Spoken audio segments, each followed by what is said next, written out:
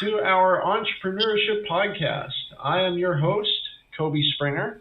Today with me, I have, as always, Jack Helmer, Gavin Bolmash, and Ali Rosenzweig. Today we're going to be talking about how college students deal with their mental health issues currently, what they're currently doing to tackle, all of these things that come across their plate as they go through college. And we're going to talk about this new amazing app that students can also use to kind of help with some of their issues and maybe ease some of that stress and those mental health crises that they may be facing. So let's just dive right into it. First, why do we think that college students these days tend to get stressed out? I'd like to go to Jack first with this because he is our in-house expert on what college students face on a daily basis. Jack, what do you have to say about that? Kobe, thank you for the introduction. I think that college students are stressed out more now than ever because, one, with the pandemic, mental health is something that's increasingly having a lot more pressure put on by the state of the pandemic, a lot of change happening in students' lives. And with the pandemic currently, students are switching from online classes to in-person, back to online. They have a lot less students in their classrooms. But just college students as a whole, pre-pandemic, students are going through a new transition in their life that's from their childhood, hometown, where they knew a lot of the same people that they were with. And now they're coming to a whole new area alone. And they're having to transfer into adulthood by themselves in a new environment, a new situation. And that could definitely put some stress on college students, no doubt about it. Yeah, I completely agree. I think that this transitioning period from a teenager to young adult and all of the first time world experiences that these students may face is certainly daunting. And there's a lot of external factors that play into their emotions and how they go throughout their daily life. And currently there's only a few ways that students can deal with it.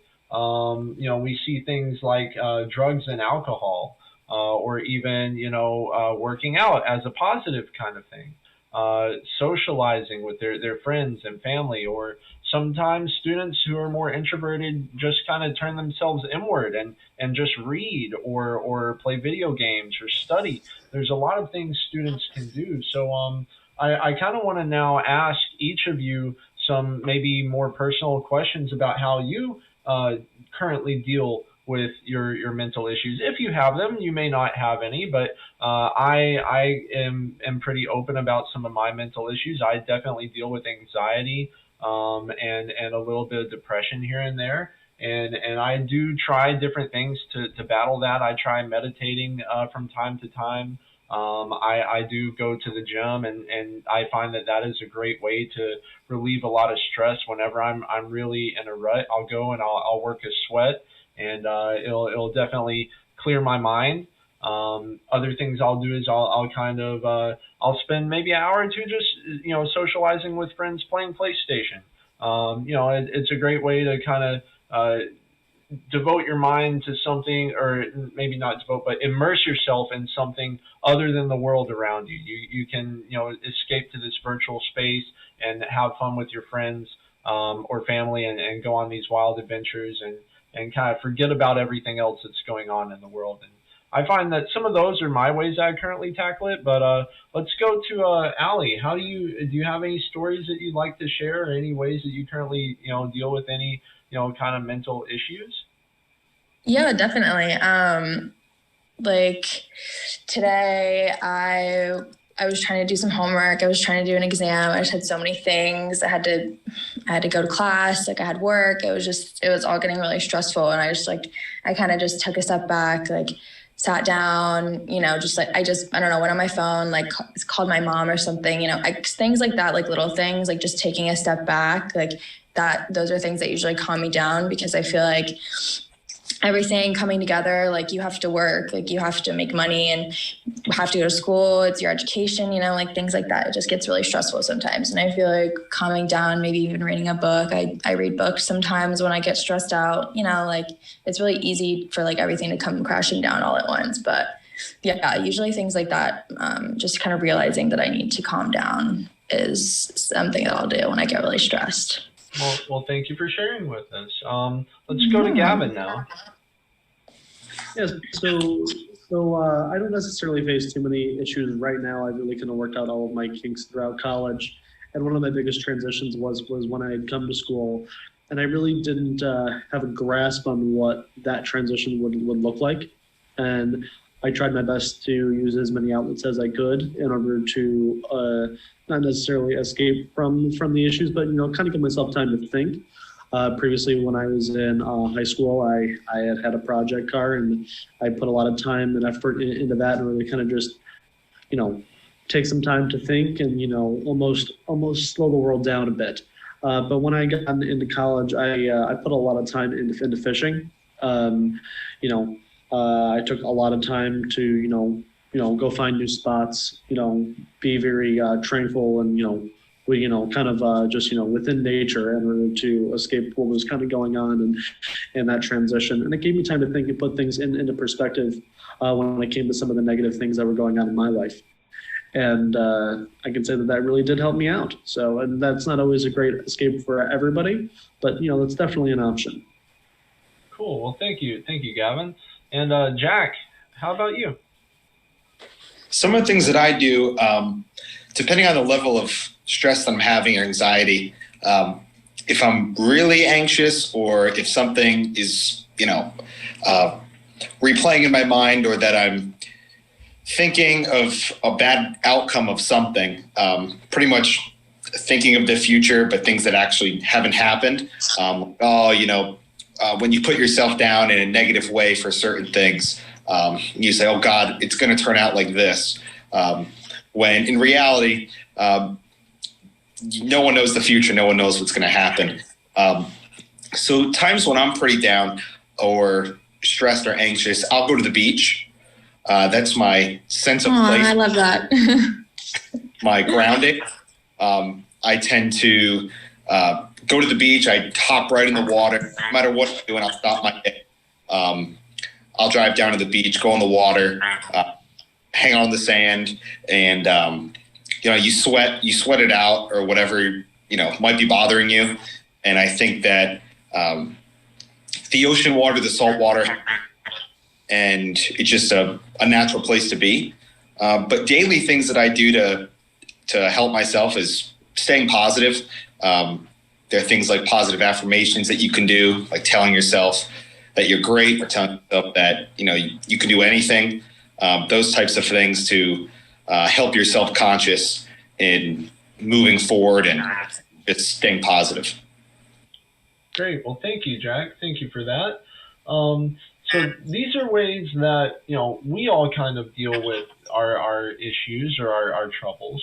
Now, what are some ways that students out there could also, aside from things that we do, what are things that they might be able to do, like therapy or maybe even self-discovery? I personally have never done a traditional sense of therapy where you go and see a therapist or a psychiatrist or anything like that. But I do remember growing up when I was in middle school, they offered small little group sessions of students voluntarily who could get out of class and talk about things that may be going on at home or in their life. And that was kind of a really great thing for me to have a space where I could go and openly talk about some of the things that I was facing as a transitioning teenager, going through puberty, thinking, a lot of things can be overwhelming at that time. And those group sessions where you can open up in a completely safe space, I think, are fantastic ways that you can kind of relieve some of this built up, emotions inside. I found myself sometimes even crying in those sessions in front of other students, but it felt so relieving to get some of those things off of my chest that I just think that's one of the best ways that you can deal with things. It's simply talking about it with people that would understand and empathize with you. I'll kick it to Jack first. Jack, what do you think about some of those courses of dealing with their issues? So I think it depends on the issue. For example, let's say you could be going through anxiety, depression. There could be a mental disability, or there could be, let's say, something like grief. Those are all different aspects that are treated differently. And from my personal experience, I've dealt with grief before a couple of years ago. And my solution for that was I worked out, I meditated, but I also went to a group therapy. And it was a grief group, so everybody was in the same boat where they all had lost a close loved one. And we were able to talk with people that actually understand what it's like to grieve. And some days you think everything's fine, and then it comes out of nowhere. It's never a straight road. It goes all in different directions. And being able to have your peers, like you mentioned, being able to share their experiences and comforting you in a sense, and also understanding that what some other people have dealt with might not be as bad as what you're going through. And if they can get through it, you can get through it. So that's something that I really think is beneficial. Some really great points right there. We are a little pressed for time, so I'm sorry, Gavin and Allie, I'm going to have to move us on to our next segment. Okay. We're going to be taking a look at Jack's business here. Jack has developed a fantastic app service for students that may be going through some of these issues currently. It's an app that you can currently find, but I want Jack to talk about it and kind of give us some insight on what platforms it's available on and what platforms it will be available on in the future, and some of its content and features that it has to offer. Yeah, Cody. So the app is called UBU, and it's a mental health app for college students. It has a two-part features to it, in a sense, where it has a counselor side, which is a university counselor therapist that helps students. And then there's also a student side. So let's say you're going through therapy and you're dealing with anxiety or depression, or there's something in your life that's really triggering your anxiety. That could be school, it could be your finances, it could be your job, it could be a relationship, a friendship, a lot of different things, or it could be yourself and like a personal issue. And what the UBU app does is it allows you to answer daily questions, very short, should take less than 1 minute to do. And a counselor can track what your responses are over a 2-week to 30-day period. And they can see, okay, what is the root causes of the student's problem? Or what are these triggers? Let's say the days that you're feeling terrible happen to be the days that your finances are on your mind. They can start talking about that and trying to get you some solutions to help you, such as going to career development services or a job fair, or getting you out of that job that you have and replacing it, or just getting you a job. And the goal is to make the counseling sessions more efficient, more effective, and not just going over surface level things for several weeks before getting to the root of the problem.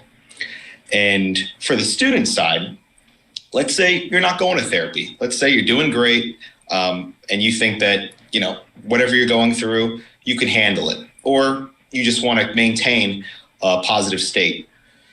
The app has meditations, affirmations, deep breathing exercises, and educational videos that can help students when they want to study or when they need to relax or when they're stressed out, as a personal coping mechanism and beneficiary. Great. Well, once again, where can everybody find this app? They can find it on the App Store and the Android Store, the Play Store. Fantastic. And where can they reach you on social medias if they want to talk about the app or other great ideas that you may be able to shed some light on? So they can reach out to me on Instagram at UBU. That's the letter U, the letter B, YOU.app, or they are able to email me at jack@ubuapp.com. Fantastic. Thank you so much, Jack, and thank you, Gavin and Allie, for spending some time with us today. This is going to conclude our first episode of our podcast series, Entrepreneurship, here at FGCU, and our young entrepreneurs that are bringing out these amazing business ideas that we will see in the near future. Thanks again, everyone, for tuning in, and be sure to watch us on our next podcast where we talk more about Jack's app, and we will even attempt to show some of the features here on the screen for everyone to see. So thanks again, everybody, and remember, tune in next time.